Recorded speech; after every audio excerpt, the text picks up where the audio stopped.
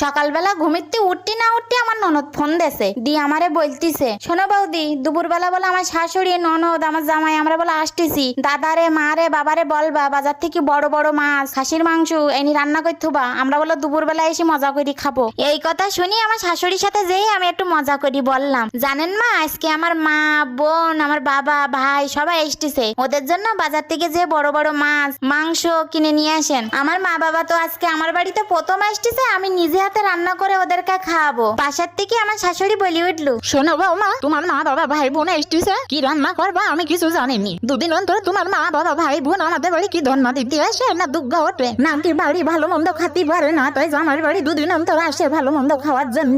শ্বশুরকে জিজ্ঞাসা করলাম, বাবা আমার মা বাবা এসেছে, তাহলে দুপুরে কি রান্না করবো ওদের জন্য? আমার শ্বশুর বলে উঠলো, কি রান্না করবা আমি জানিনি, আমার কাছে টাকা নেই, আমার এর ভিতরে জড়াবা না। জামাইকে গিয়ে বললাম, তুমি অন্তত গিয়ে বাজারটা করে নিয়ে